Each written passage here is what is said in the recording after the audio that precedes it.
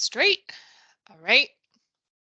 Recording has begun. I'm going to turn off my transcription so I don't have to see that. Okay. So I am going to just go ahead and give you guys a quick little rundown of what I intend to go through today. And then we'll jump in. Same deal as last week. Please jump in at any point in time, ask questions, stop me if you want further clarification. You can use the chat feature as well. Just know that I won't be monitoring that. We do have Jeff here that will help answer questions along the way. Jessica Pratt McConnell will be joining us in a little bit and will take any other notes down for us. But I prefer if you just jump in and stop me and we can answer your questions on the spot. So today we're going to go into transferring out and transferring in employees, terminating subscribers, looking at the different opportunities for terming as never eligible, terming and rehiring, both with a break in coverage and without a break of coverage. We're going to take a look at where to find the wellness indicator information. We're going to submit and verify an SOE. We're going to look at how to add contacts to an organization. We'll do a brief overview on the report. I did confirm this morning that our subscriber history was working, so we'll take a further look at that today. We will look at making updates to attestations, and then, last but not least, if we have time, we will go over submitting a correction event. If we do not have time for that, I will probably schedule a separate conversation with a few folks, but hopefully we should be able to get through most of this today. So with that being said, any questions? Okay, we will go ahead and jump in. So go ahead and do my login. I did get some people set up for us today. So I'm going to go ahead and search for my person here. So I will tell you guys, we did a update in the training environment. It was either late Friday evening or early Monday morning. I can't remember exactly, but you will see that things are looking a little bit different. We had some updates that hadn't quite been pushed into the training environment yet. So some of the various bugs and things that we were maybe seeing last week should be resolved. So we will continue to update the environments over the course of time before launch as training happens for benefit administrators and such. So all right, I'm going to go ahead and select my subscriber here. And one thing you'll notice, and we'll talk more about this when we look at how do we make corrections to accounts. This individual was newly eligible all the way back in May of 2020. And so again, this is the training environment, so these are not real dates, but you can see that there's actually 2 open enrollment periods also here. Now, this is not going to be available for benefit administrators or even the subscribers because these are well in the past.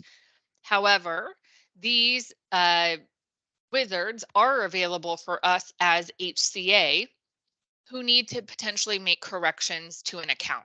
So we'll talk more about that later, but I do want to acknowledge we do see all of them here on the dashboard for subscribers who were eligible in the past. Last week, we were really looking at people who had prospective enrollments, and so I wanted to take a moment to acknowledge that.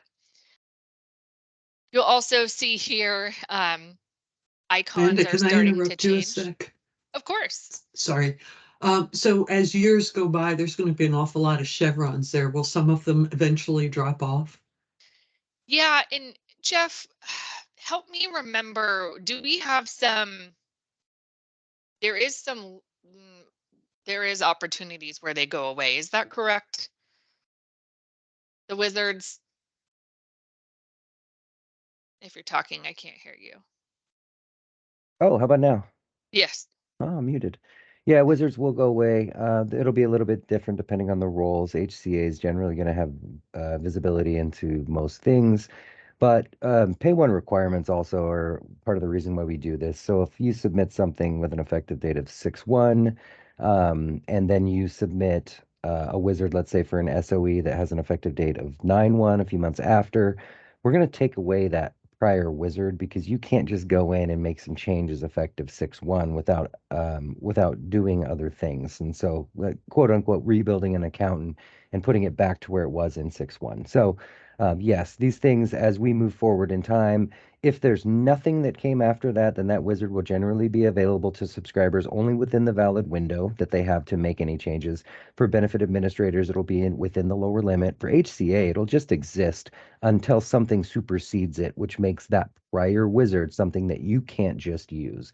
So you'll have to do HCA corrections in that case and things. So yes, these things will not be available. It won't look like this. For example, you're not ever going to see two open enrollments. That's the only reason that's there is because somebody set it up twice for testing.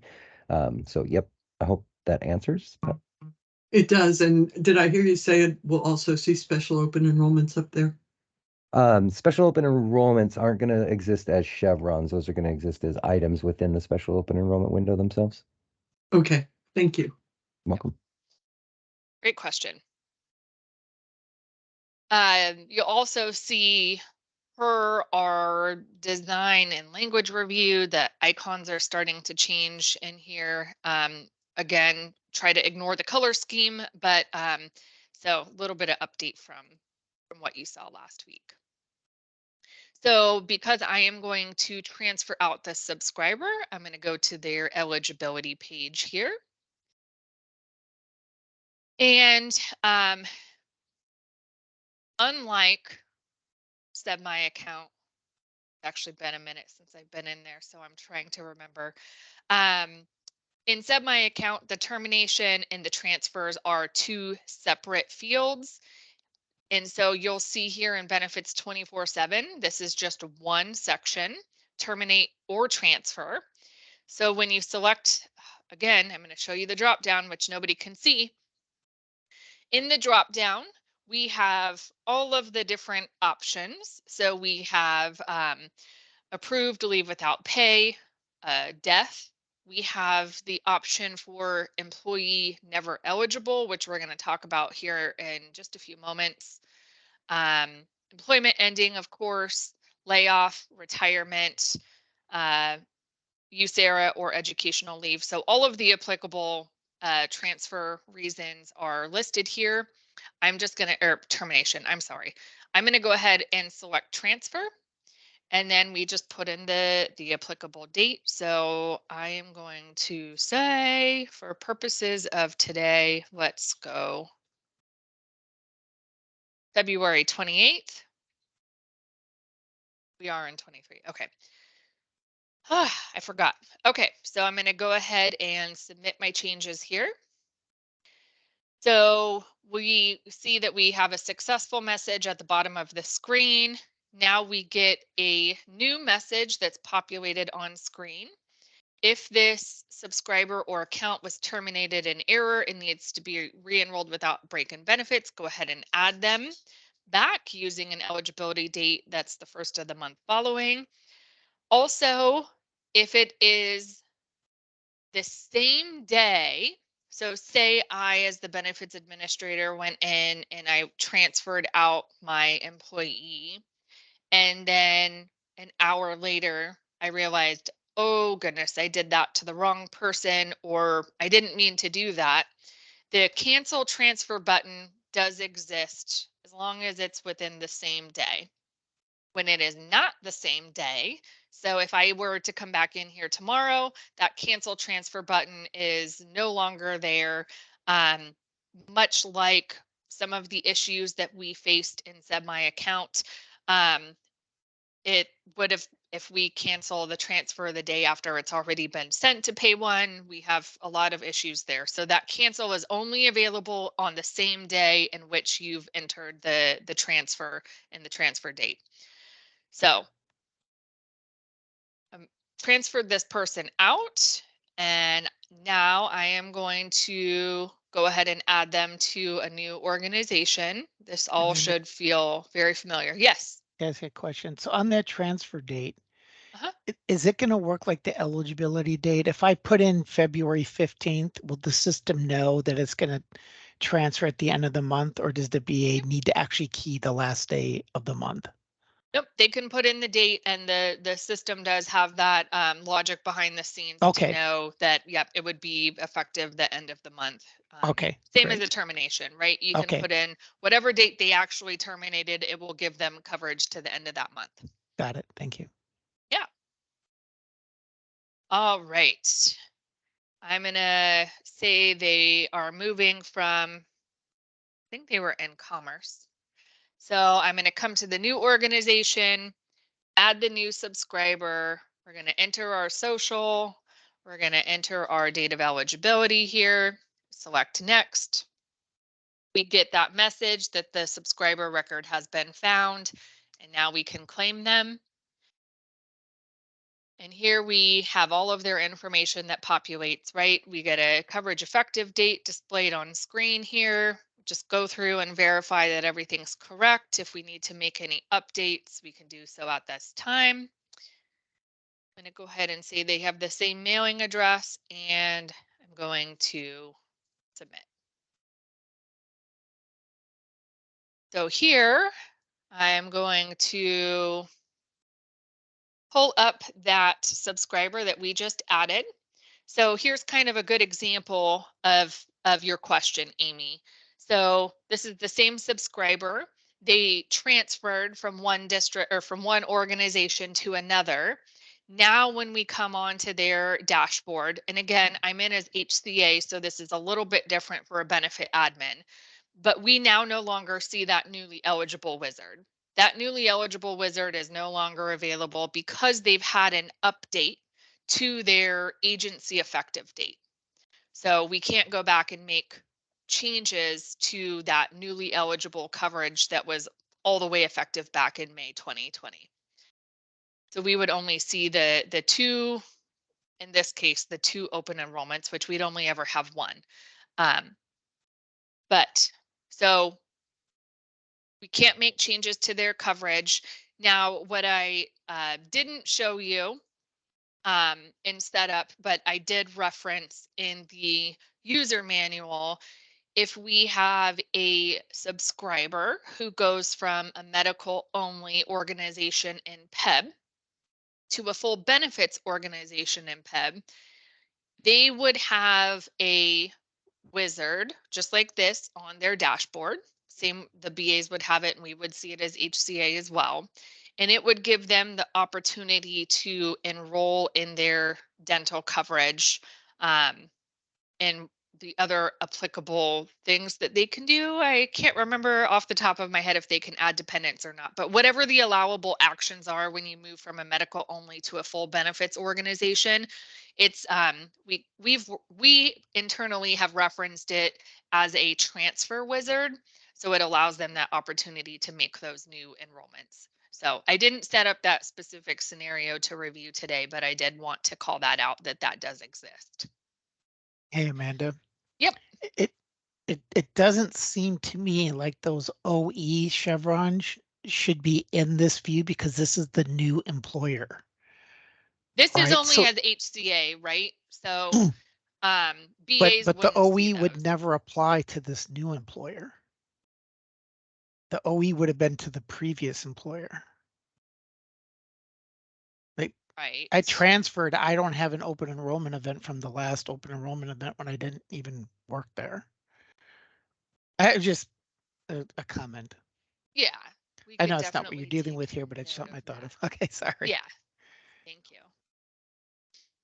All right. Any questions? The transfers is pretty straightforward, but Any questions about that? Okay. All right. I am going to pull up. Amanda? Yes. Sorry, my mic wasn't set up, I guess, properly. So these transfers can only be keyed if it's like a tier to tiered or full benefits to full benefits, right? It doesn't cross over from like tier two full benefits and vice versa, just like it never did in pay one, where it couldn't be keyed in the system. Is that correct? We can transfer from medical only to full benefits or full benefits to medical only. No problem in benefits 24/7. So Amanda, yeah. she's talking about the rates. So state agencies are on composite rate, employer groups are on tiered rates.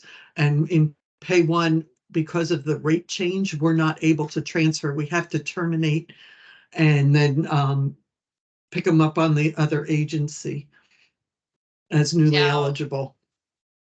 Jeff, correct me if I'm wrong. I think we handle all of that behind the scenes, right? Yep. So folks will be able to go in there and they'll be able to transfer someone out, and then another organization will be able to come in if given valid dates. We'll say, oh, you've got someone that you can transfer.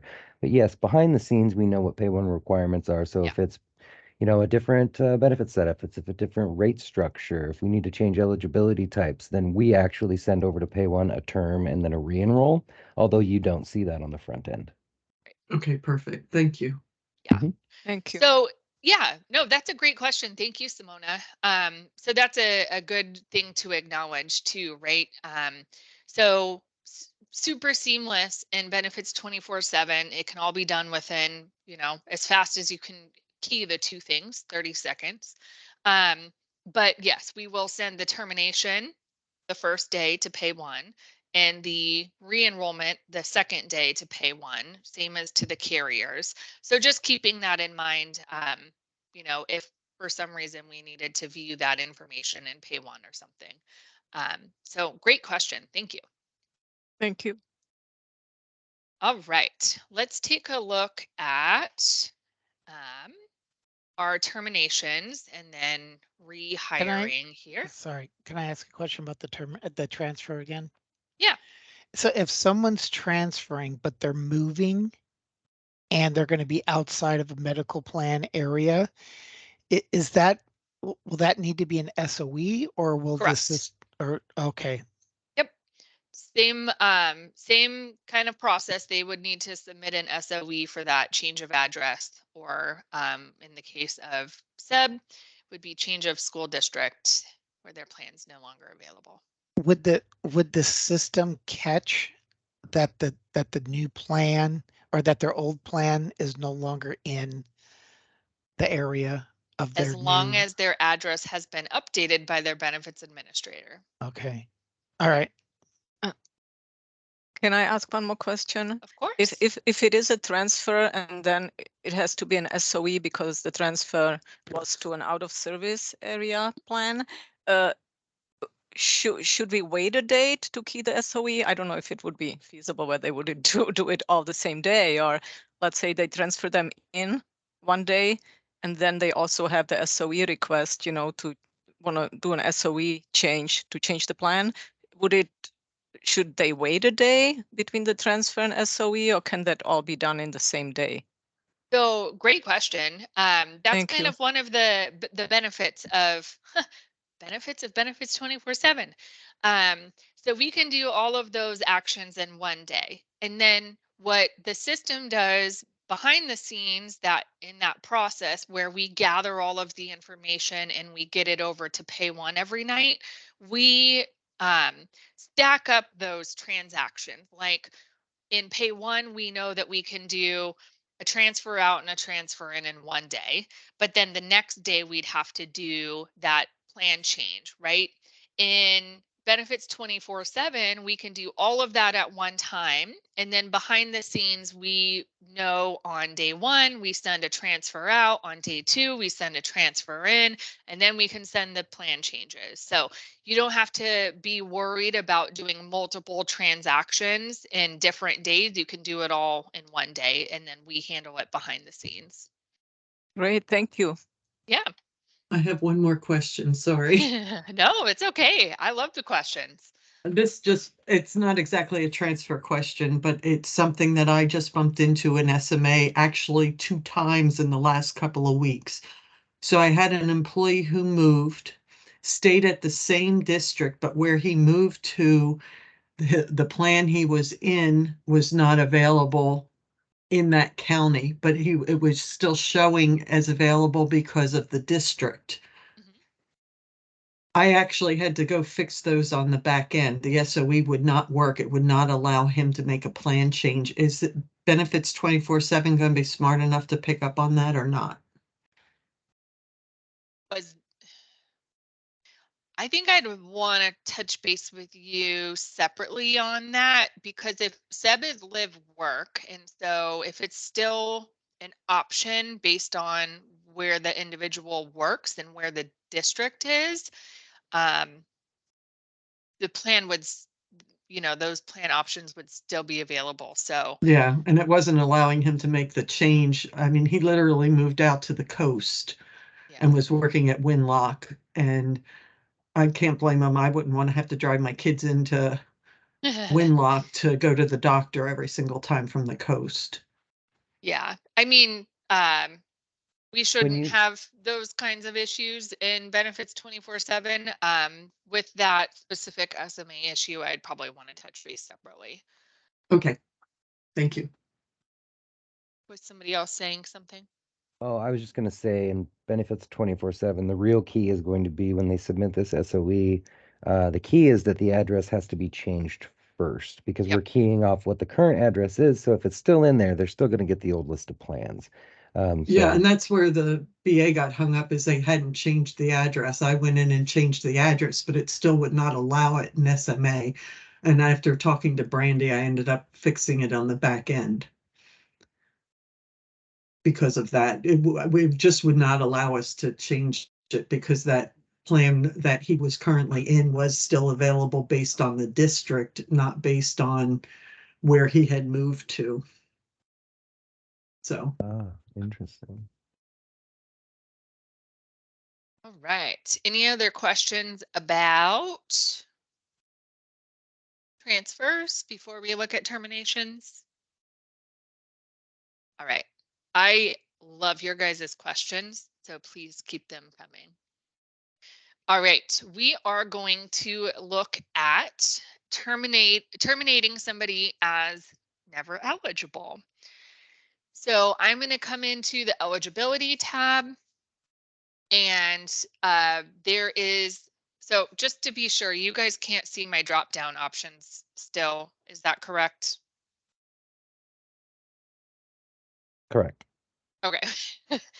All right. So the option that I'm going to select is employee never eligible.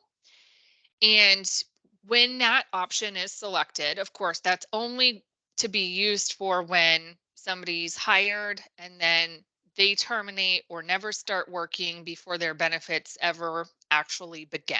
So we don't even need to put in a date.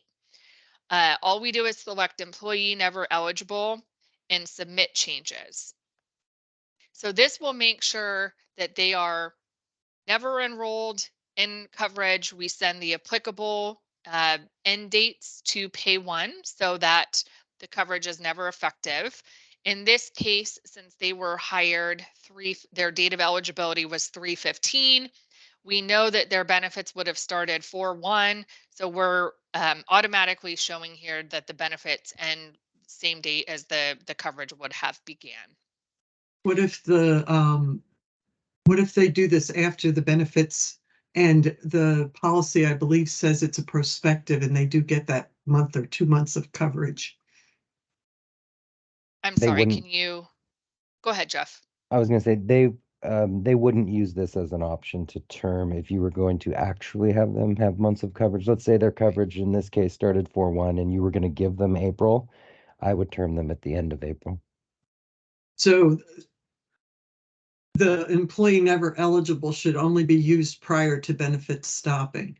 Prior to benefits starting, sorry. Yeah. Okay, thank you. I'm not sure that this is super common in PEB. I'm sure it happens. I am sure many of you also see it. I see this way too often in SEB. I don't know if it's because of the prospective enrollment or coverage effective, and they're putting them in the system with a 3-1 date of eligibility, which gives them coverage 4-1, and then we see people who terminate without ever getting benefits a lot in SMA. So I also deal with a lot that they realize 2 or 3 months later, yeah. and then they're yelling because they have to pay for the couple months of coverage. Well, So they should have that's put why them I in, asked right? the question. Yeah. So in that case, right, of course, the lower limit is applied for benefit admins, so they wouldn't be able to come in and do this if it was, 3-4 months down the road. But I did want to acknowledge the other thing that this could be used for is if we incorrectly enrolled somebody and then found out that they needed to be added with a retro enrollment date, right? So we could come in here, terminate them as never eligible, and then come back and add them in as a newly eligible subscriber with the correct date of eligibility. So it gives us that ability to terminate them, never eligible, and then re-add them with the correct date. Will Pay One take the retro date? Because I know it doesn't now. Nope. Okay, thanks. That'll be a combo correction where you'll CI it backwards, Yep. expecting that record to come over with the retro. Part of our lovely work process that myself and Jack and Brandy or whomever sits in these business analyst positions will be helping to maintain, because obviously with Pay One, there are still Pay One restrictions that we have to deal with. So as many as possible that we could possibly work within, we have within benefits 24/7, but something like that, there's not really a way around it, unfortunately. Any questions about terming as never eligible? I guess I Okay. have a process question, probably All for right. customer service. If someone's keyed in if an employee's keyed in as never eligible, but they actually had coverage for a month or two, I'm assuming they would get a continuation coverage election notice, or they might submit a COBRA packet. Would we approve them for COBRA? I'm not sure I understand this scenario. Well, if we're saying they were, I mean, so I'm a BA, I enroll somebody. Next month I realize I shouldn't have. They were never eligible. So I go in, I use this, it terms them at the end of the next month. So they would have had a month or two of coverage, right? And so when that coverage gets termed, I'm assuming they still get sent an election notice for continuation coverage. And so if I'm just, again, it's a question for customer service. If the employee was really never eligible but had coverage, do they still have the option for continuation coverage after they lose the insurance that they had? I do not know the I don't know answer to what their that question. process is. All right. I'll find out before the end of the meeting. I wouldn't think customer service would know that they were never eligible. Well, other than this reason code is what I'm saying. If they look to that code and say, oh, this employee was never eligible, that's my question. Do they look at that or Yeah, I do they don't not know. see? Yeah, I don't know. Currently that we don't have one that is employee never eligible. We just term them. Right. Yeah. And that's Right. how, I mean, if we're talking about looking at a 41 screen and Pay One, they would just look like they were terminated. It's not Right. a special code. The reason in benefits 24/7, without going down a big long rabbit hole, having this as a separate reason is the opportunity for us to send the dates that Pay One requires to terminate somebody as never eligible. So when you're terming somebody from coverage in a normal course of business where they've had coverage and then they are terminated, they're terminated the last day of the month, right?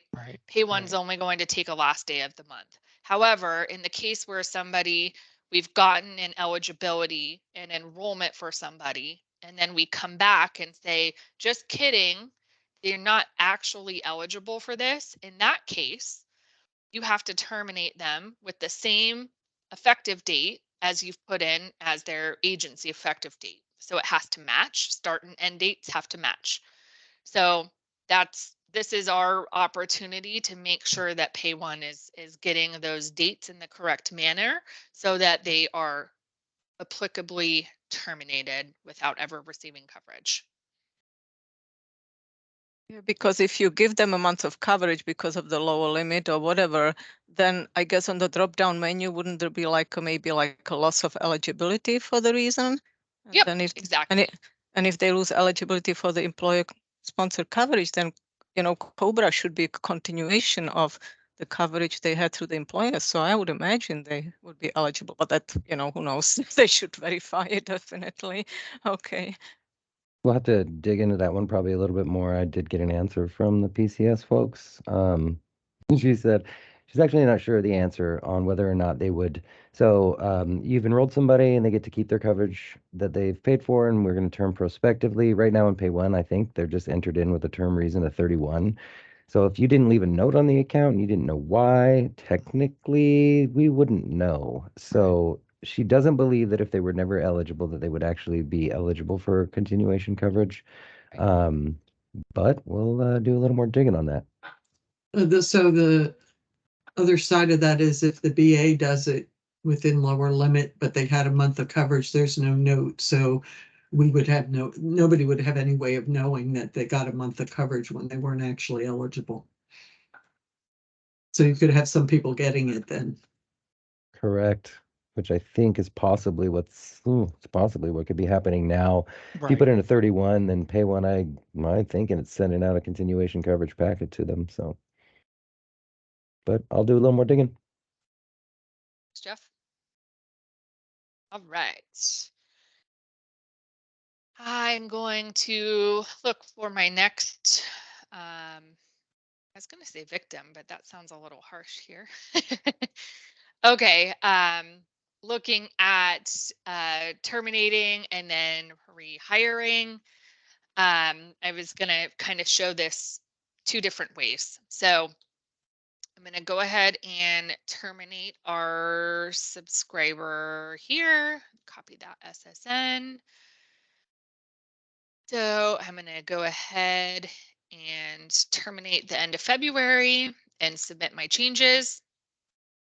You'll see here, I don't have any opportunity to cancel what I've done.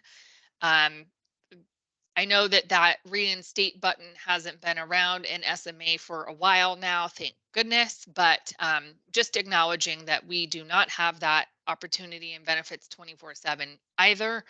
If somebody was incorrectly terminated and they need to be rehired, we would want to go back to our organization.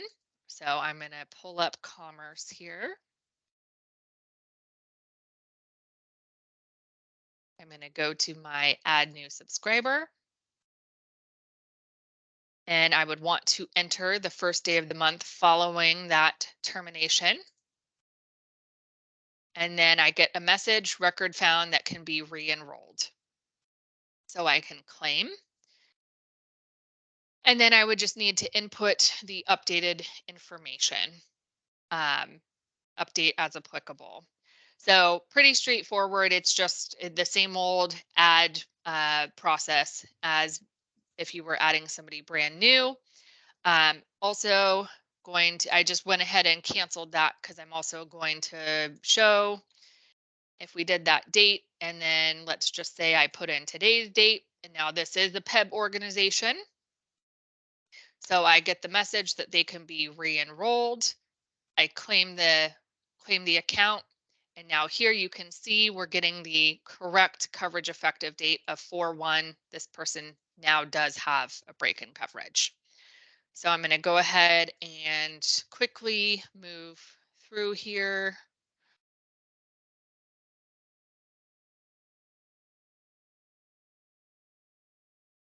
No changes to my address, and I'm going to submit. And I will pull up my subscriber. Now we have our newly eligible. And this stuff Amanda, showing is a bug, and I'm hoping that Jeff will take that. Yes, Amy, go ahead. Sorry. So in PEB, it is the first of the next month. If there's a break in coverage, does the system understand first working day? Yes, it does. Okay, thank you. Yep, of course. So then the person, of course, would need to go back through their newly eligible since they had a break in coverage. This all showing is definitely a bug, so we will make sure that that is noted. Any questions? Pretty straightforward about terminating and rehiring. Well, a question where you're at right now is I see the newly eligible wizards up there because this is their new employer. I'm curious what is showing in the current coverage tile. The old coverage from the other employer? Nope, that they don't have any. Okay, Because great, currently they don't have any coverage. Yep. great. Good Thank you. question. Yep. All right. Got through our transferring and terminating and then rehiring. So I did want to go back and I want to pull up a subscriber here. So one of the things that we're used to being able to see, I know that probably most of us don't have a ton to do with updating or even reviewing the wellness indicators on accounts, but we do see them on the 44 screens when we're looking in Pay One. So if we go to a subscriber's eligibility tab here, now, this information will automatically be updated as we get the feeds from right now, Limeade from our smart health provider. So we do get those updates from the smart health provider that say, you know, this person has qualified for their wellness. Here's the date that they've qualified. Once that's been updated on an account, we can actually come in here and we can see that wellness participant. So because I've created this person and we don't have the Limeade files coming in, I'm just going to go ahead and I can just change this to yes. Let's say for some wacky reason we needed to do that. We can update that wellness participant to a yes. The effective date automatically applies to today, but we can update that date as applicable. And then it will show that that plan year is for the following plan year. And so once we get to the point of December, when we start sending to the carriers the OE plan changes, whatever plan that this member was enrolled in for January, we would then send over to the carriers that plan with the wellness indicator included. So Amanda, we have been asked in the past to update that for the current year because something happened with the file from Limeade. Usually one of the wellness people catch up with us and ask us to update the account. So I'm just curious if we have to do a update for the current year, how would that work? That is a wonderful question. Thank you. So, Amy, just so I'm following, we get a file in December and we get a catch-up file in January from them. So let's say that the value in there right now that we received on either one of those files is incorrect. You can just change it. With no date? Well, we derive the plan year date based on the wellness effective date that you put in. So for example, I guess if that wellness, actually that one's a good example right there. Let's just say that they told us that this person, yes, earned the wellness incentive October 2 of 2022. Technically that plan year should say 2024. I don't know if it's because you just changed it, Amanda, but if they didn't actually, in fact, earn the wellness incentive, you just change it to a no. And then you'd put in, I believe, the end of the plan year. So 12/31. So it's not usually the no's, it's usually yeses that were missed. Of going from a no to a yes? Mm-hmm. Yep, that one actually I think would be less of a problem, but you'd see a no in you'd see a yes in there. Oh wait, no, you'd see a no in there and a date. And so you would then receive, here's the date that they got it, and you just change it to a yes and put in the date. And so using today's date, actually, we'll say, oh, they earned it back say September 1st of 2022. If you put in a yes, September 1st, 2022, then that plan year should say 2023, and we should then adjust and send the wellness code over to those plans for the current year. Okay, so if we get asked, the other thing we're going to need to know from the wellness group is the date they actually earned it. Yep. Okay, thank you. Right. So just Thank you, to Jeff. clarify, oh, sorry. No, you go ahead. The BAs will not have access to edit that field, correct? Correct. Okay, thank you. All right. Just trying to remember if my person had a spouse or not. Okay. So one thing that I wanted to show you guys today that we weren't able to take a good look at last week was the history. So I'm going to pull up that same subscriber we were just looking at. And now I don't have all of those little spinning wheels. One very cool thing, some people are used to having this ability in the sub version of this, is you can download it and print it, or however you may need to view the information. So just wanted to acknowledge that. But here, as now we have some additional information on this record, we can see initially this person was created by me. Oh, starts up here, sorry. You can see this person was created, their eligibility information. Of course, since we last talked, we have not made the updates for the eligibility reason codes. But you can see when they were created and who modified that. You can then see here that I made a change and I went in and ended their agency eligibility date here when that was done. And then, of course, we see their newest record here, their new agency, when it's effective and when that was done. So we now are starting to get a fuller picture of what is going on these accounts, very much like the SMA history report. Again, when we look at enrollments, we can see that history, this account didn't have changes on it because I just enrolled them and that was it.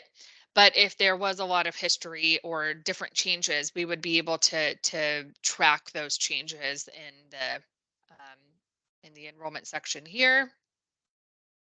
We can see when their attestation was made, when it was effective, if we have attestation changes. So I wanted to take an opportunity to look a little bit closer at this because we weren't able to fully recognize, and we can continue to reference back at this when we do an SOE here in a minute. Any questions on the subscriber history? Sorry, but I do. So from the view you're in right now, you're seeing history from multiple employers. If I'm the BA at Commerce, am I going to see the history from Fish and Wildlife, or am I only going to see history with my employer? At this point in time, I do not think we have any restrictions set up to only view partial history based on where your organization is. If I am incorrect, Jeff will speak up and slap my hand, but I think that's correct, that you would see all of the history. Correct. Which would include notes. Well, that that was sent our way Right. through Alyssa to restrict the viewing of notes on behalf of the benefits administrators. So that has been passed along to our team to work on the prioritization of. So as it stands today in the training environment, yes, they would be able to see them, but we will be restricting But notes maybe from not in the the future. benefit Okay. admins. Yep. Here's my other question is that, so let's say that this is an employee who's been there, they submit an SOE and they add a dependent, right? So, but that doesn't take effect until the BA verifies that stuff. Which name will show when it says created modified by? Whose name's going to show up there? The person who submitted the request, or is it always going to show a BA name? Nope, it will show who actually created or modified it. So if the subscriber is the person who logged in and made the created the SOE and added the dependents, we'll see their information. So we'll see their basically login credentials, right? Their name or however. Right. Yep. So And you'll be then able to see it by the subscriber. so then is there a separate section there that says who it was verified by? Yes. So I was gonna That's where do we'd see the a BA. yeah. So we'd be able Okay. to see that. So I was gonna do an SOE and then we can take a look at the Okay. history again if that works. All right. Yeah, Amanda, have they Yep. decided to remove the codes in there, like we were talking about before they go live? The eligibility type and reason codes? We took that note down. I don't think we have a decision on before going live or not at this point in time, but with the understanding that we are also very, very close to going live. And so I'm not certain that that's something that we'll be able to do by then, but we will be touching base with Alyssa here shortly to review that. Okay. All right, so let's go do a SOE for this subscriber. So then we can see the changes on their account. And then we'll walk through the verification and stuff too, which hasn't really changed. But so on the subscriber dashboard, we can go to the special open enrollment and account changes section. So there are two sections here. The top section is for actual SOE events. When you select the drop down, you see all of the applicable SOE events, change in employment status, newly eligible extended dependent, loss of other coverage, etc. All of the applicable SOEs. And this one, I'm expanding the drop down. There's nothing here for me to show you. If I was to have any dependents on my account already, in this second section for account changes, we have death and divorce, death or divorce. Let's hope they don't happen at the same time. Amy was so wonderful to help me through this when I was so kindly debating on the validity of SOE or not. So we worked hard on how do we separate out the death or divorce, because as we know on the 45-2A, it actually says anything to do with changing plans, waiving coverage, all of that section, that it's not a valid SOE event. However, it is something they need to report to us. So once we have dependents on the account, we'll be able to select the death or divorce event reason. We'd put in the event and then we can add that event. So I'll show you what that looks like. But just know that the death or divorce is a separate reason in the account change dropdown. And it is only a selectable option if there are dependents on the account. So for this person, there are no dependents on the account, so I can't even select that, that option. However, today, I think I'm going to go ahead and have a baby. Not happy about it, but it's what happened. So I select the birth or adoption event. I get some information about what the event is and what documents are allowable. I like this new little feature here that was added about the valid docs. That's pretty cool. So birth or adoption, and I can select my event date. And we'll say that we had the baby on March 10th. And I'm going to go ahead and add my new event. So here it's going to walk us through the wizard. So I'll go through this pretty quickly. You guys have now seen this a few times. Birthday. We had a little girl. They were a child. And then I'm going to say we don't have a social yet. Address is the same. I'm going to add coverage, medical and dental. We do have this checkbox that displays if it is adopted dependent. So if it was not a newborn, we have that opportunity to select adopted, and then we'll make sure that because the coverage isn't necessarily starting the day of their date of birth, right? It would need to be the event date. So we have this checkbox to show that the coverage would be effective as per the event date, which is the adoption, versus the date of birth like a newborn. So I'm going to proceed to review here because I don't need to do any attestations for my newborn. So I see them, the date of birth, that I've added them to medical and dental, and I'm going to save and finish. No other dependents at this time.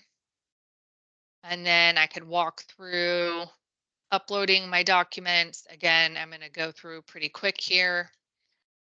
Let's go ahead and do a plan change as part of this, and we'll go to Kaiser Sound Choice for fun.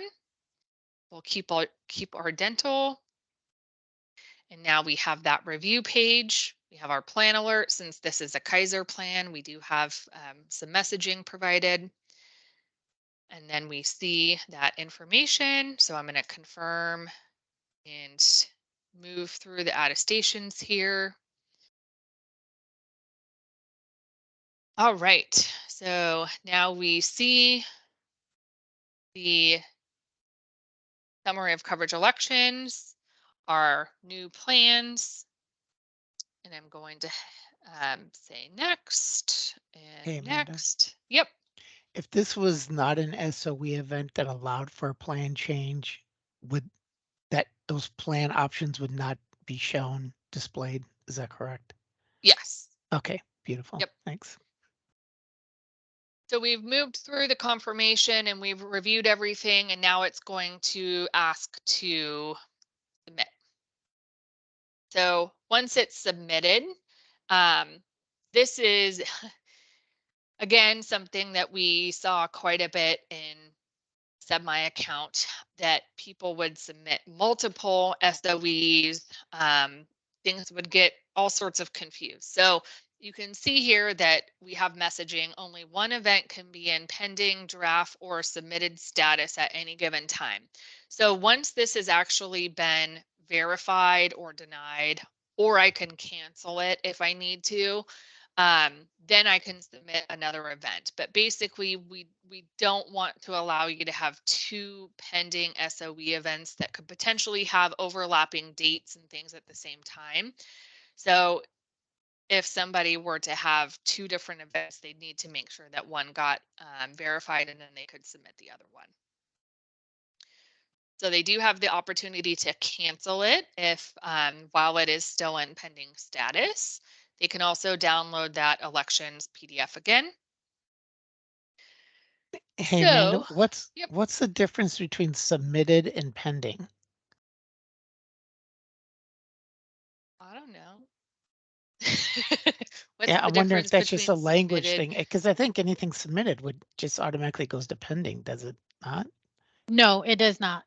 So when they submit something, the pending means that they haven't completed the submission. So there's something missing for their SOE. So once they completely add everything in, then they can go ahead and submit it. The pending button will no longer show. Because right now it shows draft, submitted, and verified, right? I think that's the status right now. I don't in remember seeing SMA pending. Yeah. I don't remember draft. seeing pending.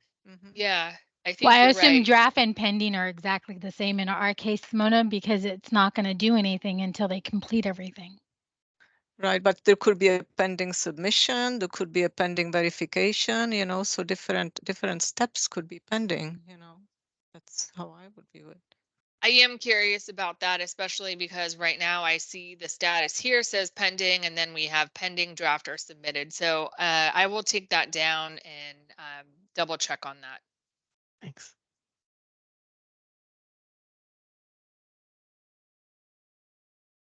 Okay.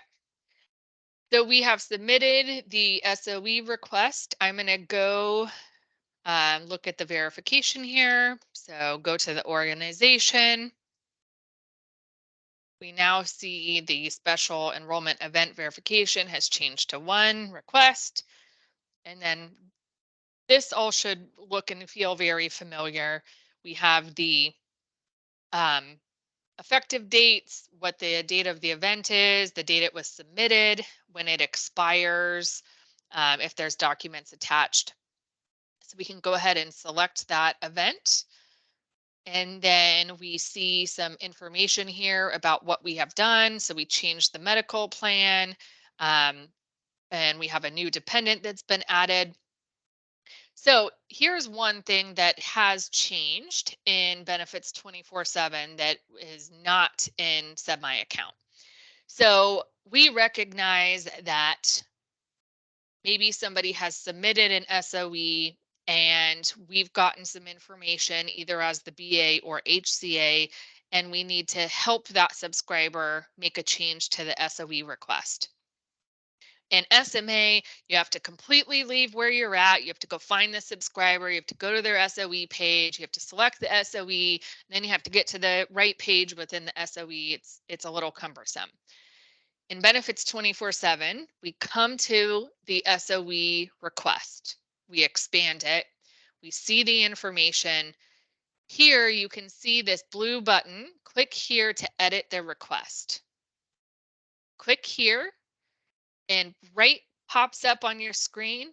It's not a pop-up, but it is a pop-up. It's a pop-up, and it basically takes you into their special open enrollment wizard request.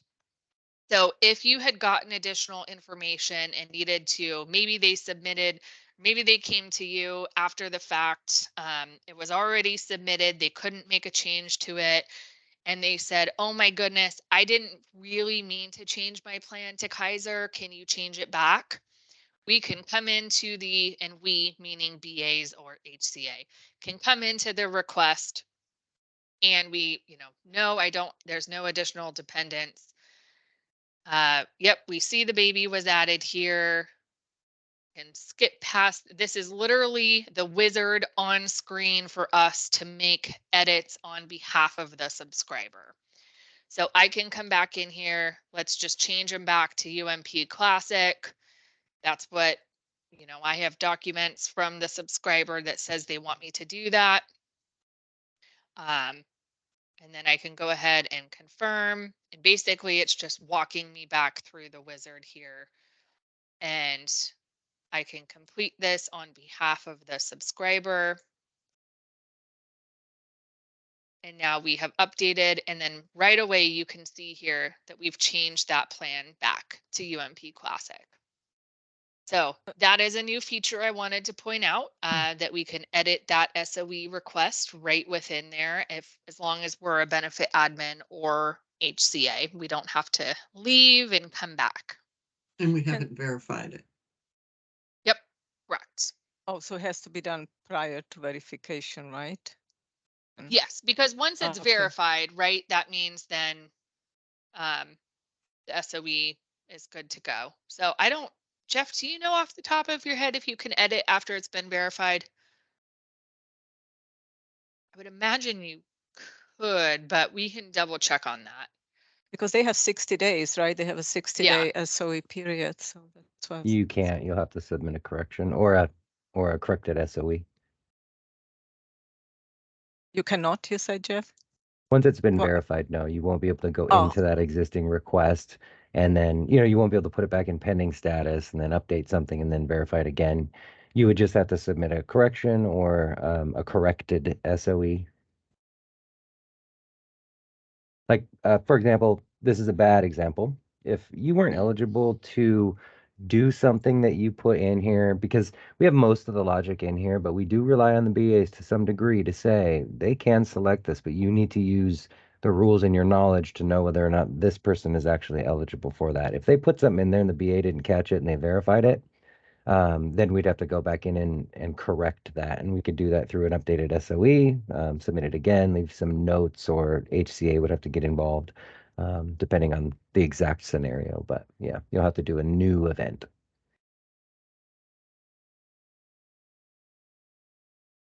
All right, I'm going to go ahead and complete my verification.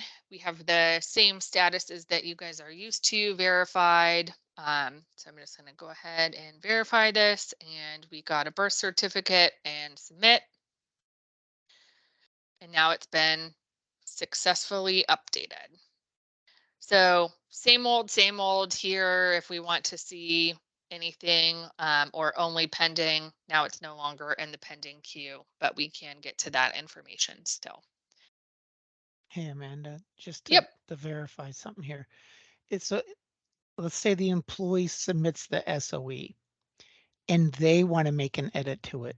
Do they cancel their old one and create a new one, or can they actually go in and make specific edits like we just had you do with the BA? So as long as it hasn't been actually processed by the BA, Okay. the subscriber can go in and make changes or cancel or start over or whatever they need to do. But once it's actually been processed by the BA, they cannot make changes. So that's a change from SMA because once they submitted it, they couldn't make changes, correct?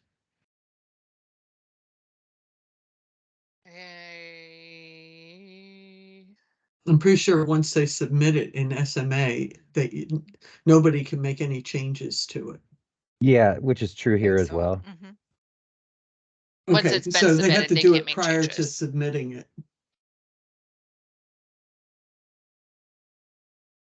They would cancel the one that they can cancel it. So if they submit it, you're correct, Amy, they can't make changes to it, but they can cancel it and then submit a new one. Okay, thank you. But would then the initial submit the request day count, because that date is important when determining the effective date of the change, because it's the first of the month following the submitted day, or first of the month of the event date. So if they submit it later, it could potentially, since they have 60 days, it could move the change effective date forward. I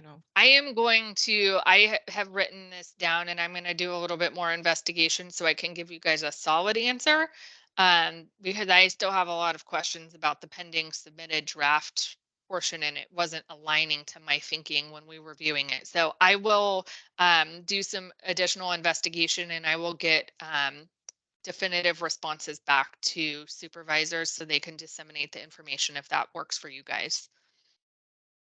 Thank you. Amanda, can I ask one more question? Sorry. Of course. So per addendum 45-2A, the SOE matrix, right now, most of the events, the effective date of the change is the first of the month following the later of, right? The date of the request or the date of the event. And then there's a caveat, if the later event falls on the first of the month, then the change is effective on that day. Currently, SMA does not recognize that exception. Is that going to be built into this new 24/7 where it will recognize that it should be the first of the month if that is the later event? Yes. Yippee, Skippy, thank you. Yeah, thank you. All right, any questions about SOEs? Okay. I am going to do a couple of probably a bit more boring things here. Going to talk about some reports. So I'm not sure how many of you guys touch these on a daily basis or even a weekly or a monthly basis, but the reports in Benefits 24/7 are 1,000 times better than SMA, I'll tell you that much. So we have these filter options to show only PEB or show only SEB. And there are some reports, right, that are SEB only. So I hate that you guys can't see my drop downs. So as HCA, when I come to the reports page, I select no option for PEB or SEB. I just select the drop down. We have a lot of different options in here. So we have API submission report. That is a report that currently Seattle Public Schools uses to because they have a direct connection into My account, and they will have the same thing in benefits 24/7, where they can have their computer talk to our computer in the most general sense, and send over newly eligible subscribers, and they can also terminate people that way. So Seattle uses that report to make sure anybody they've sent over have come through. We also then have benefit election status. This shows any changes that have been made on the account, and we'll actually use this one here in just a moment. We have a report for dependents turning 26. Dependents without SSNs, we have for basically everybody. And then we also have further defined dependents without SSNs for specific organizations. So that report for organizations would then be available for the benefit administrators to run themselves and see any dependents that don't have SSNs just within their organization. We have a dual enrollment report, dual enrollments across PEB and SEB. We have eligibility file uploads. Again, that report is specific to SEB because only SEB organizations do have the ability for eligibility file uploads. We have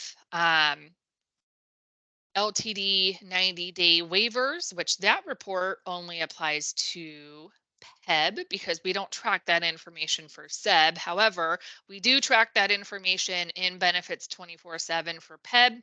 And so we'll be able to come in and see the status of anybody who is on an LTD 90-day waiver.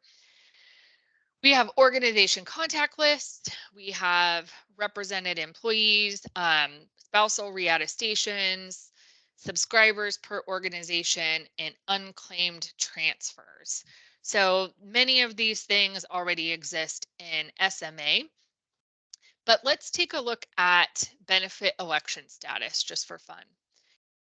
So we can pick the report, and then it's going to ask us to pick an organization name. Man, okay. I tried to be slick and it didn't work. Okay, let's say Fish and Wildlife. We can pick our start and end date. I'm just going to make up some dates here and then say next. I had a feeling the dates will actually work, correct? Yes, the dates because will right work. now you have to put in SMA, you have to put in 1/1/2020 when we first started, or you don't get anything on the report. Yeah, and in fact, I'm gonna cheat a little bit. I don't know that our reports are working super well in the training environment. So I'm gonna open up something else really quick and show, because I do want to show you guys how the reports work. I think that's important. In here, okay. So let's who is used a lot in our test? Let me find.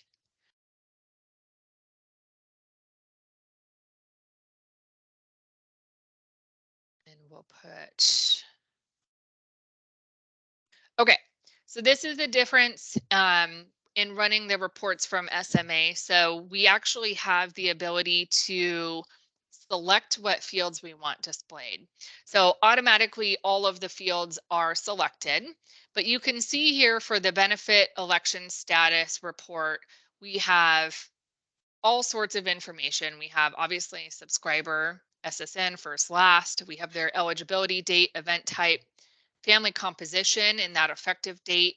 And then we have medical, dental, vision, the medical premiums. We have information about the supplemental LTD. So I could deselect any of these and I could pick only what I'm interested in. I've used this report by just selecting LTD information for myself once when I was playing around. But for purposes of this, I'm just going to keep everything selected and I'm going to hit next. And then you can see that we get a whole bunch of information. This is our test environment, so none of these are real people, so no need to be worried about information. These are all fictional folks. But you can come in here and you can really see this information. Event type, so newly eligible, or here we see one is an SOE. We can see what family comp they have. So subscriber and spouse, subscriber only. And then let me scroll over here to the next set of information. We have that effective date for the family composition, and then we see medical, dental plans, the effective dates. So already this has been quite an upgrade from this same report in SMA that really struggled to give us good information. You can actually see too when changes are made on accounts, which is pretty cool. So I just wanted to highlight that we have this ability within the application to really look at a better glance on the account in addition to having that history. And then of course, any report can also be downloaded into Excel. So you have this fancy download button here. So if somebody was trying to figure out which employees made changes during OE, what date would they enter? The effective date or the date, the beginning of OE, to see who made changes in that range?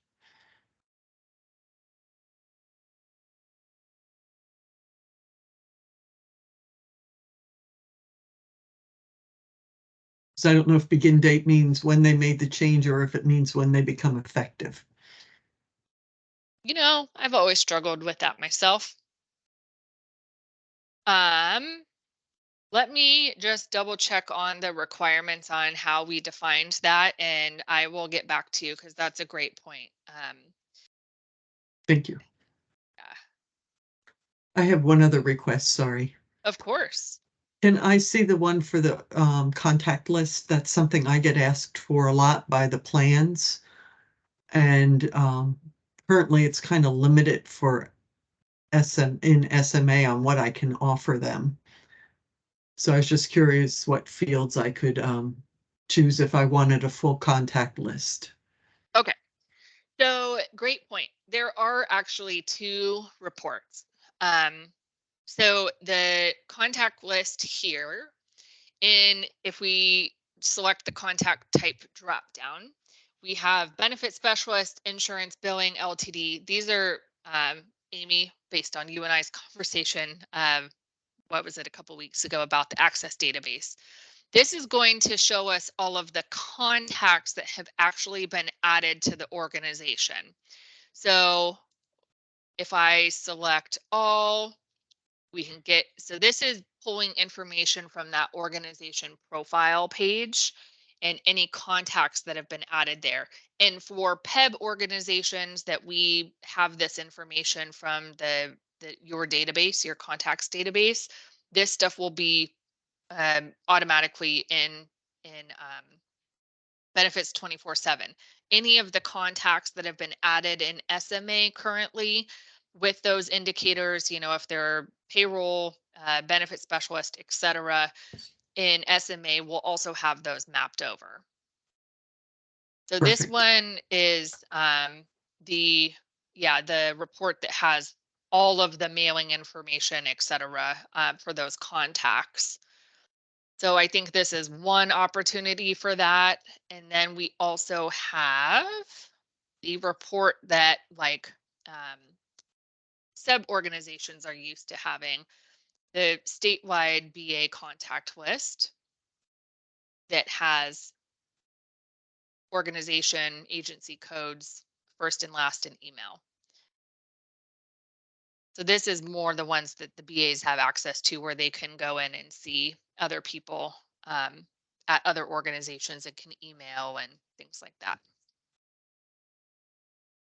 Looks That help? good. Thank you. Yeah, that agency code alone helps a lot on this report, I know. Yeah. Any questions on reports other than the question I wrote down about OE changes?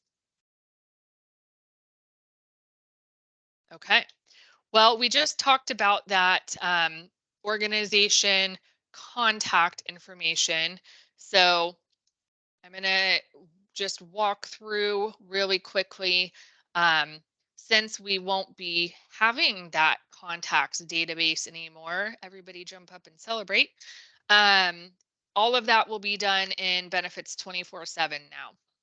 So when we need to go in and review contacts, Amy's clapping her hands. She's very excited. Let's just pick on the Office of the Courts because I see them right in front of me. So we go to their organization dashboard and we go to their profile.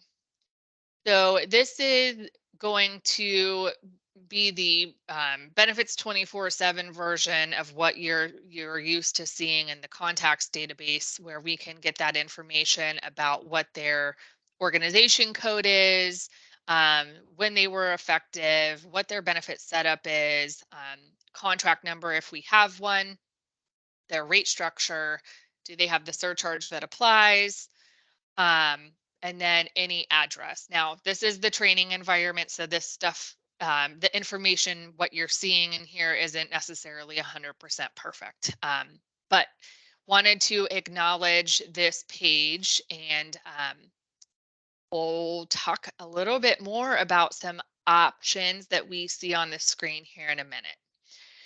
So there's a few different things that we can do. I know Amy is the main person for adding new organizations and making the notations on those organizations. However, if we need to view or help somebody add new contacts in for those organizations, we scroll to the bottom of this page and we can see here this add contact button. So we add the contact and then we expand this record.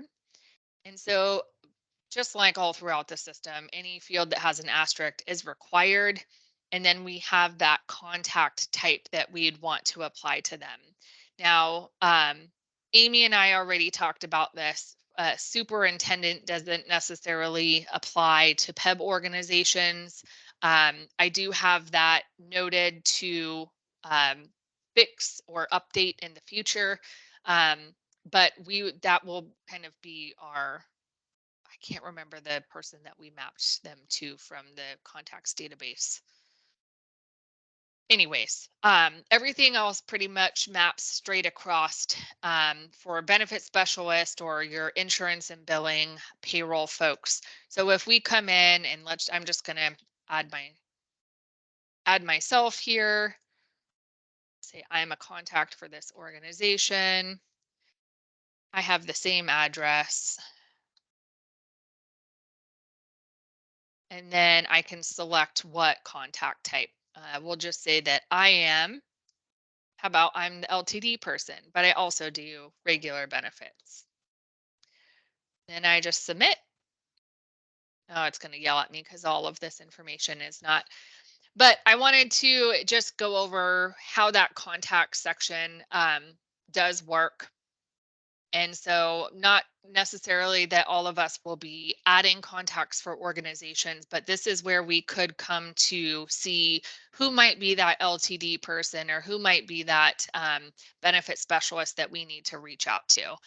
And I think this is important to just take a moment to acknowledge, because I know in My account, the contact section hasn't been as well utilized as folks would like. So just helping to remind organizations themselves also can go in and add these contacts. So really important to acknowledge here.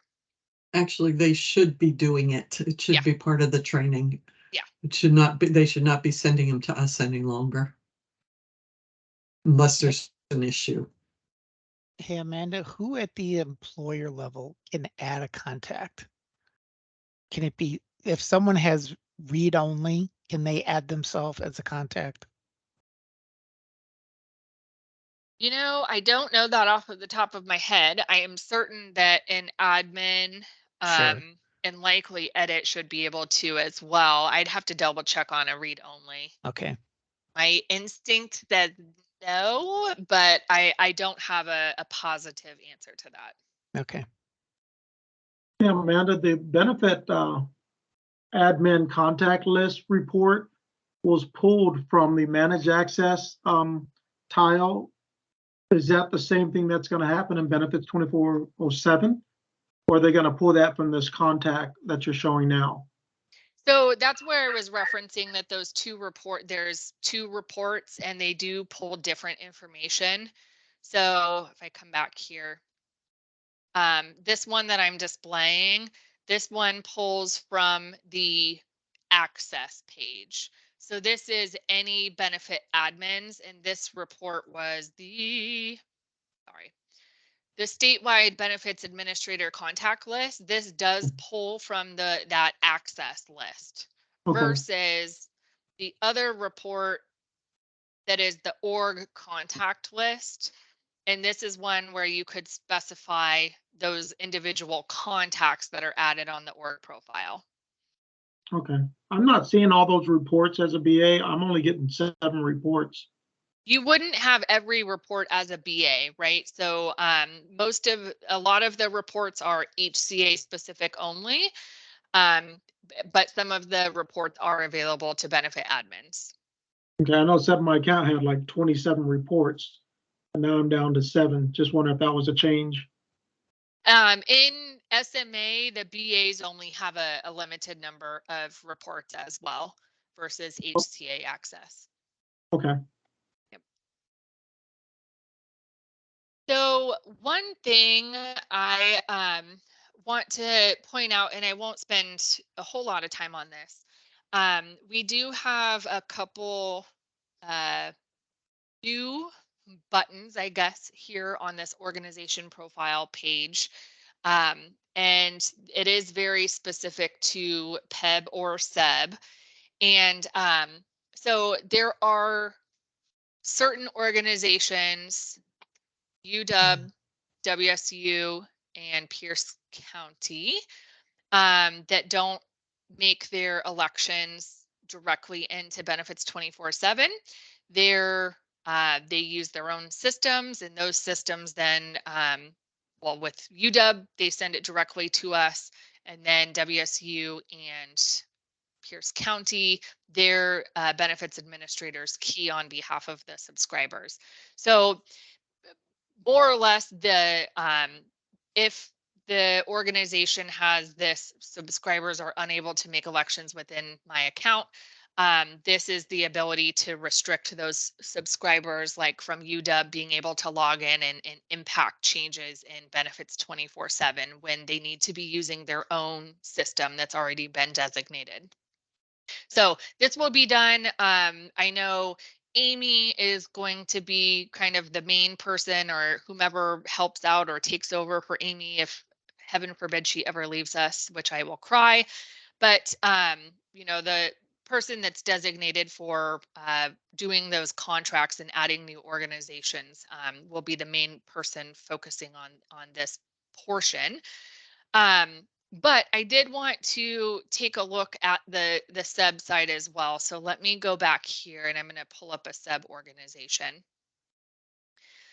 So one of the big things that we changed in benefits 24/7 versus how it functions in SMA is the whole locally eligible thing. Now, you guys are all familiar that there is this locally eligibility type for SEB, We also know that last I heard, it's only maybe 2 or 3 districts contract for that, but it is a whole process. They have to work with Amy. They have to, go through the contracting portion to actually be able to provide those benefits. We all also are very familiar with the fact that it was far too easy to select locally eligible in SMA when you're selecting the eligibility type. Poor Simona, I've seen you working some of those recently in SMA. Bless your soul for doing that. Thank you. So I've got it. it's not fun. Thanks. So no longer making it so easy for benefit admins to add people as locally eligible if they haven't been designated to provide those benefits. So I know Aberdeen's not one of our districts that is contracted, but let's say Aberdeen works with us to contract for those benefits, to provide locally eligible benefits. So we, whomever is designated, Amy or whomever, would come in to the organization profile, and we could select the provide locally eligible benefits and hit save. And before I do that, I want to show you the difference here. So I come to my managed subscriber. I'm going to add, while I'm here and thinking about it, I'm going to show you guys something else. I'm going to combine a couple things. So first day of school is the other thing we haven't talked about. And both of those relate to the organization page. In SMA, we ask organizations to please go in and update your first day of school prior to adding newly eligible subscribers. A lot of times they don't remember, they start adding people and then people get coverage the wrong time. And then we get all of the fuses and all of the phone calls and all of the corrections, and it makes us all want to pull our hair out. So we had kind of a wild hair, and I talked to Amy quite a bit about this a while back, about what if we took away adding the date in every year, which requires one person to remember to do that, and many emails on behalf of Amy, reminding people to update that date. What if instead of we add that date, we just do it right at the point of adding a subscriber? So if I was to add somebody in with an August date, it's not going to let me. So I'm going to have to go backwards. But if I was to add them in with the August date, it's not going to do anything. It's just going to give me coverage prospectively. And I'll show you that here, coverage effective date. 9/1, right? Based on my date of eligibility, it's the first of the following month. Let me hit cancel. Now, what if I said,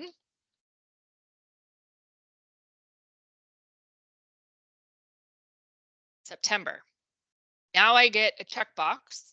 So it's basically putting that onus on the benefits administrator right when they're adding the person in.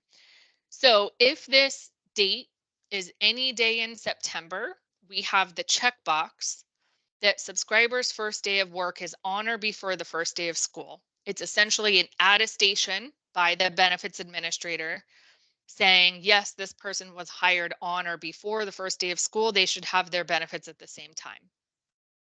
So it would display any day. The 30th doesn't really make sense. But if it was their day, their coverage could, I guess, be that start that day as well. So the second this becomes any other day, though, that checkbox goes away. So wanted to look at that. Let's make this go back to today. So I did not change Aberdeen to provide locally eligible benefits yet. So here you can see we have this section. Is this employee locally eligible? I can't select it. It's grayed out and it automatically has no selected. So we can't even begin to make that mistake We don't have that drop down of eligibility type, right? Of sub-eligible versus locally eligible. It's not even an option. So I'm going to go back to my organization profile and I'm going to select that they do provide locally eligible benefits. And I'm going to submit. So now I'm going to go back. Went back too far. Okay, I'm going to go back and add my new subscriber again.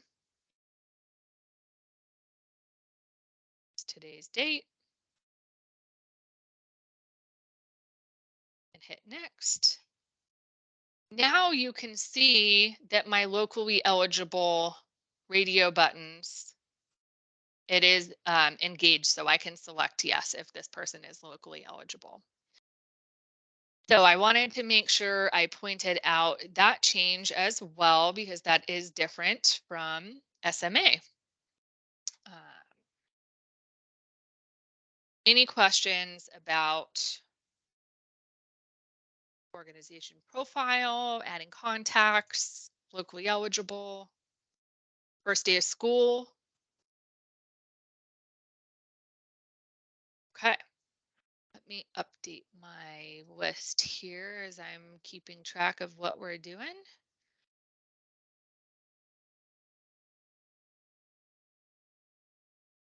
All right. Okay. I wanted to have somebody, oops, I didn't mean to click that. I'm trying to remember if I had somebody who had a, you know what? We'll just go like this. Manage this subscriber. So this person is newly eligible. So I'm going to go ahead and add a spouse really quick because I do want to show you guys something. I'll make this quick.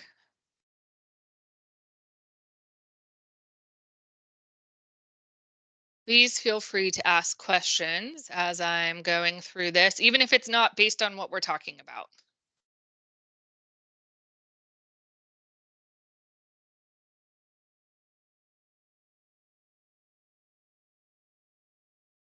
Okay. Just really quick.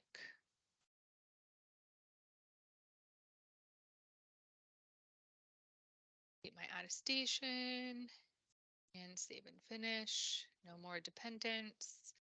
And the reason I'm doing this is because I want to show you guys another big thing with a change to spousal attestations and being able to manage that. So let me go ahead and select plans here.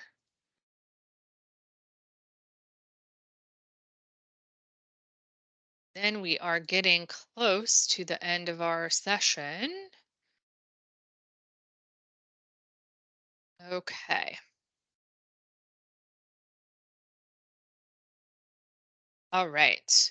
You guys can see these little messages at the bottom of the screen, right? You've successfully completed newly eligible. Yep. Yes. Cool. They're a little bit more friendly, I think, which is fun. Okay. So another thing that we have done for HCA folks, so you can see it's not available on the subscriber dashboard. However, we have the spousal attestation tab up here, and this is only for HCA folks. Benefit admins can't view this because this is for corrections. So we did talk about last week how we don't have account corrections in benefits 24/7. We've built all of that in throughout the system, just like we showed all of those wizards. If you need to go back and correct something for newly eligible, you can go back to that wizard. If you have something from open enrollment that you need to correct, you can go there. We also have a correction event, which is the last thing I'm going to touch on today.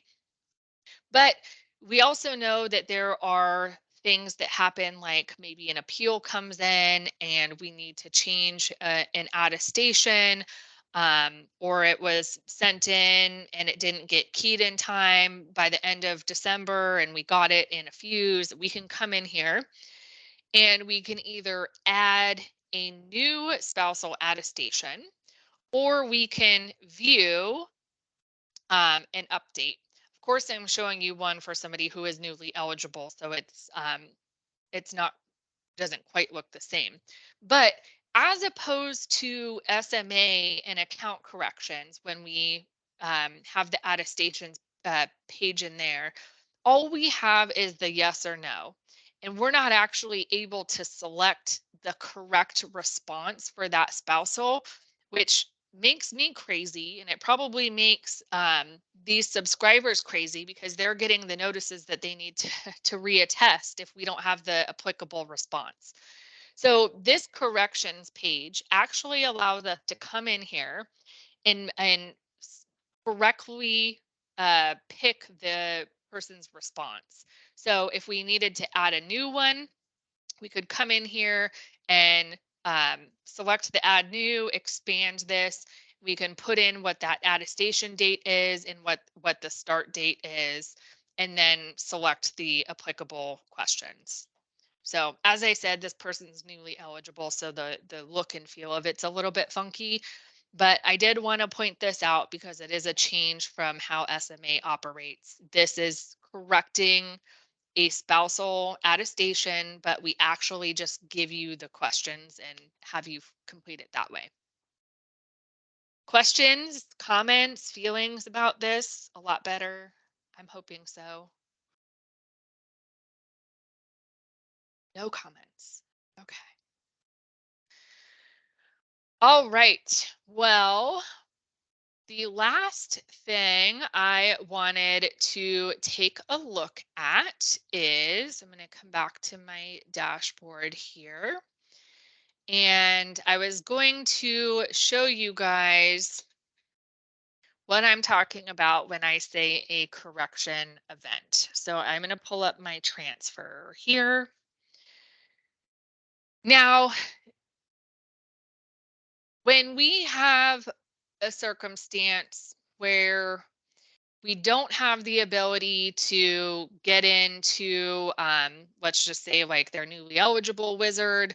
I did outline, actually, I will say, Jeff outlined for me, and I put into the user manual, really the steps to walk through before you need to even think about doing a correction event. 9 times out of 10, you should be able to come into the subscriber record here, find the applicable enrollment period, whether it be the newly eligible or open enrollment or whatever the case may be, and make the changes there as an HCA person and have those correctly get sent to Pay One for billing and to the carriers. There could be that one time out of 10 where finding the correct wizard, or maybe it just doesn't make sense to do it that way. We do have the ability for HCA users to submit a correction event. So it is on the special open enrollment page, and it is in this first drop down. It's called HCA OE correction. So we select that event, and I know it's not technically an SOE, but this is where it made sense in the system. And this is, again, when we need to make a correction to an account. So I come in here and select the correction event, and I can put in the applicable date. Let's say we had an event. I was going to try to come up with something, and it was 12/1, and we could input the event date. And then here we have this field. This is available to us as HCA, and I think for Jeff, correct me if I'm wrong, is the coverage effective override field available for benefit admins as long as it's within lower limit? Jeff Grosvenor just ducked out for a moment. Oh, okay. Well, I'm back. Try oh, again. coverage effective date override field available for BAs as long as it's within lower limit? Correct. Okay. So because Simona, you brought up a point earlier about that event date being very important, or that not the event date, I'm sorry, the submit date being very important on an SOE event. And you're absolutely correct. However, there are circumstances where maybe we got a paper form and we didn't get to it. And now if we input it today based on the later of event date or submit date, then the coverage would be effective prospectively, but really we got it on time. We need the coverage to be effective with the correct date. So benefit admins can do this date override within the lower limit. And then we as HCA have this field to do this at any point in time. So I wanted to make sure I discussed this because it is important to note what this field is used for. And it's also important to know that we don't have to do it if by putting in the event date and based on when we've submitted it provides the correct coverage effective date, but this does give us the opportunity to override that effective date. So I'm just going to go ahead and do it for this one since I'm showing you guys a correction. Now I'm going to add new event. I knew that was going to happen. It won't let me because it's prior to my agency effective date. It was the error message I got at the bottom of the screen. Let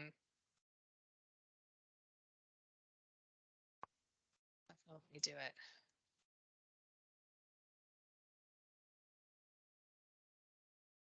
Coverage effective.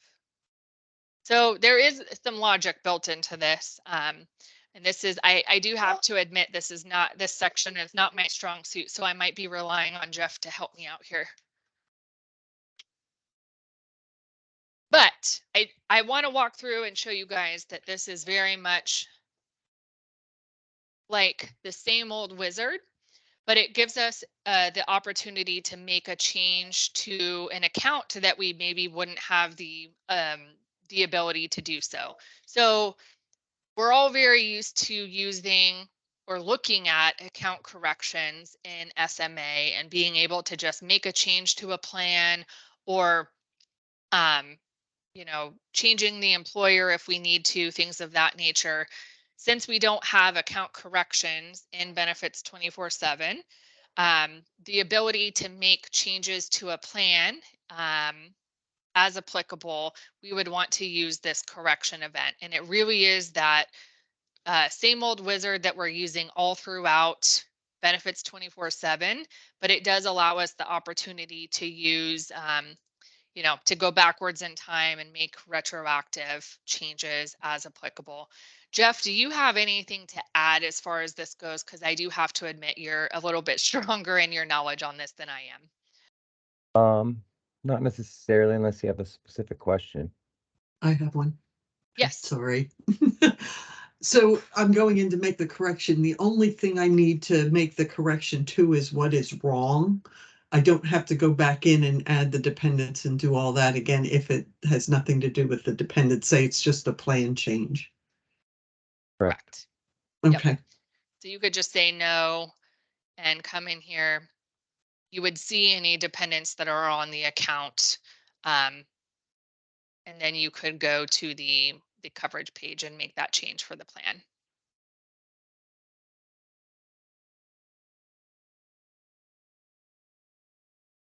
So I think this is one that would, I'm myself going to get a little bit more familiar with. But we do have it, like I said, we do have the steps outlined in the user manual on really what process you should go through before you use this correction event. And then when we have another open session, an open house next month, we can talk a little bit further if folks have had a chance to get in there and get their hands. I'm hoping that people are starting to get the ability to go into this training environment and play around and do things that you guys are used to doing in your daily work environment. And then we can come back together and answer some questions that you guys might be having.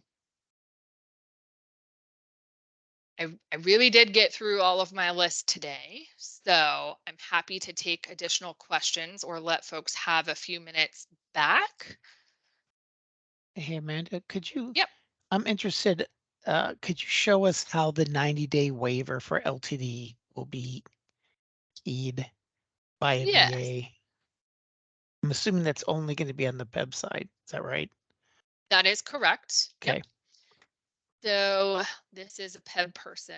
So let's see here. I don't think I have a good example.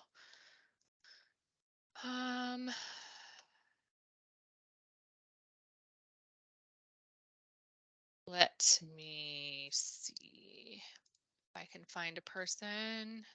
Okay. They're newly eligible too. Anybody have somebody they've created in here that I can play with? How about art? You could try that, yeah. See. Okay. So supplemental benefits.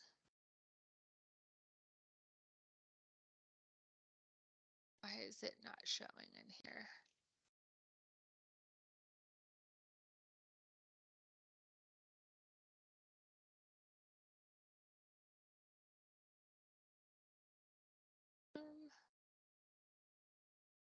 I know that it was working, so I'm going to have to take a look at that and see what's going on. Okay.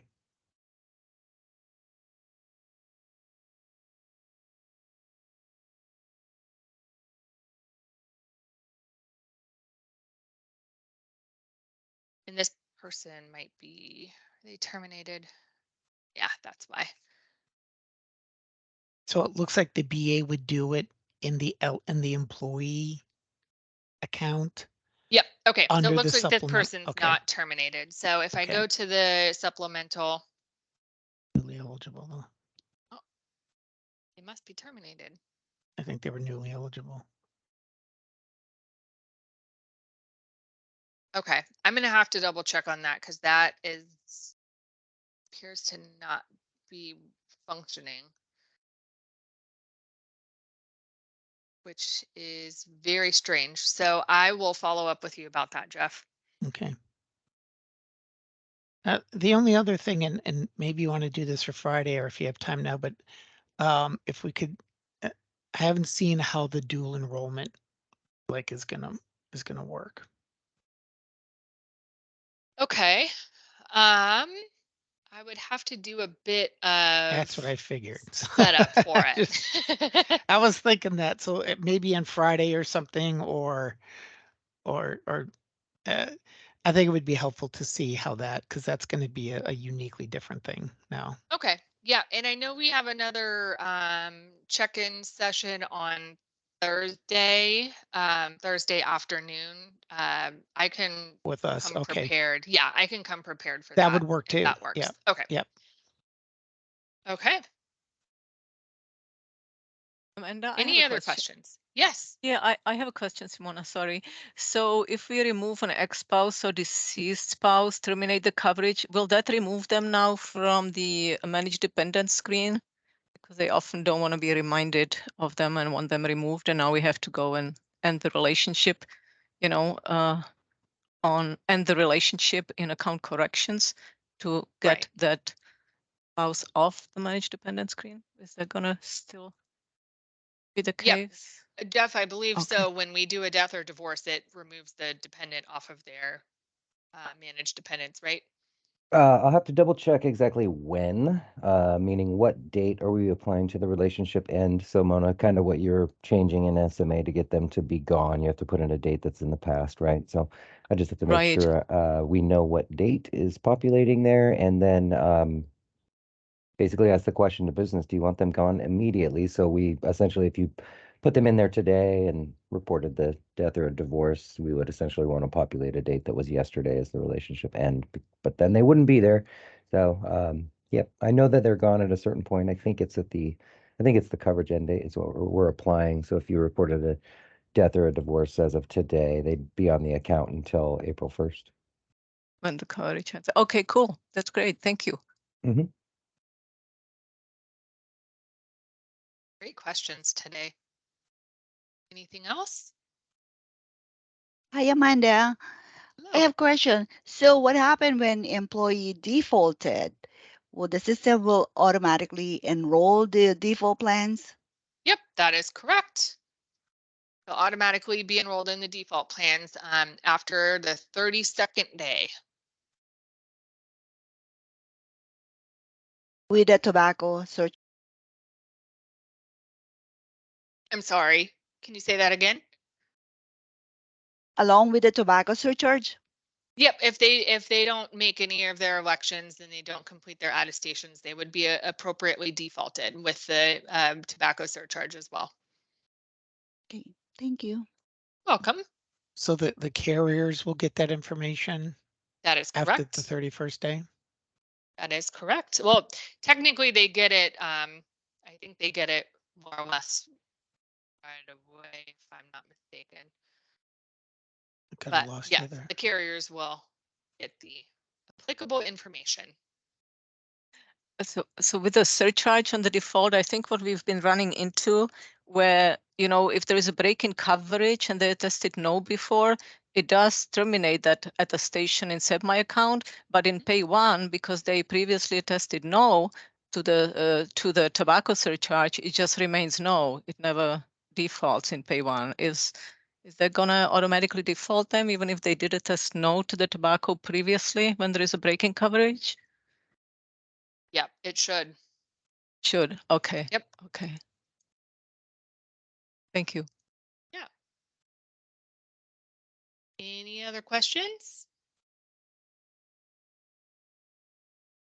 All right. Well, thank you all. I really appreciate your time today. And yeah, I'll be around if you guys want to stick around and ask questions. Have a wonderful day. Thank you.